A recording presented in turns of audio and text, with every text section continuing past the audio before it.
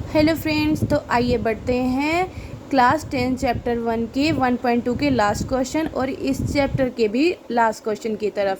हमें इसमें 3 पार्ट दिए गए हैं जिन्हें हमें प्रूव करना है। Prove that 1/√2 is irrational. तो सेम जैसे हमने पहले वाले क्वेश्चन किए हैं, कॉन्ट्राडिक्शन के थ्रू हम इसे प्रूव करेंगे।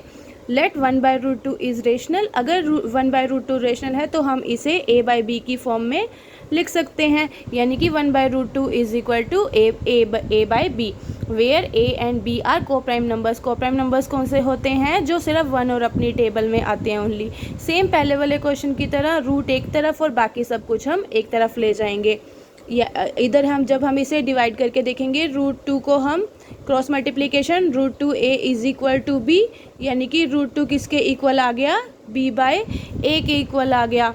अब जहाँ पर b और a क्या है? इंटीजर्स हैं। अब हम जानते हैं कि b/a क्या है? एक रेशनल नंबर है, लेकिन हम ऑलरेडी जानते हैं कि √2 जो है वो तो इरेशनल है, यानी कि ये है रेशनल और ये क्या है? इरेशनल। तो ये तो इक्वल हो ही नहीं सकते, यानी कि ये हमारी स्टेटमेंट की कॉन्ट्राडिक्शन हो गई। ये सब आपको लिखना पड़ेगा। Therefore b/a is rational and we know that √2 is irrational. Therefore this is contradiction and hence prove that 1/√2 is irrational. इसी तरीके से सेकेंड पार्ट में हमें प्रूव करना है 7√5 इज इरेशनल। तो हम मान लेते हैं लेट 7√5 इज रेशनल। अगर 7√5 रेशनल है तो हम इसे a/b की फॉर्म में लिख सकते हैं, यानी कि 7√5 इज इक्वल टू a/b। अब रूट को एक तरफ रखेंगे और a/b को बाकी सब कुछ एक तरफ। ये इधर मल्टीप्लाई में था, ये इधर जाकर डिवाइड हो जाएगा। जहाँ पर a और b क्या है? इंटीजर्स हैं। अब हम जानते हैं a/7b क्या है? रेशनल नंबर है, और हम ऑलरेडी जानते हैं कि √5 जो है वो इरेशनल है।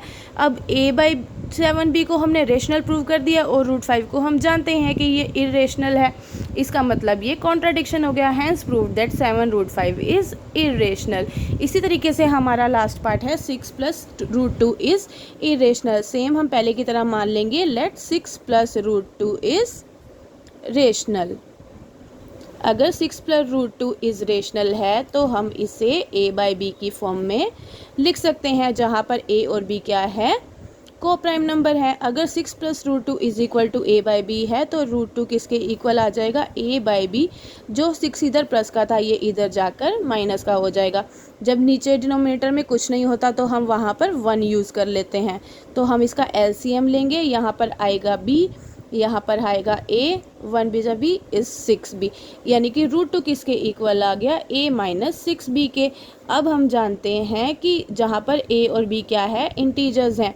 Now we know that a - 6b/b is rational, जबकि और हम ये भी जानते हैं कि √2 is irrational. Hence prove this is contradiction. तो इसी तरीके से हम अपना पूरा का पूरा क्वेश्चन ऐसे ही सॉल्व करेंगे। होप आप लोगों को ये समझ आ गया होगा। Please like, share and subscribe. इसी से हमारा चैप्टर 1 कंप्लीट हो गया। Thank you so much guys.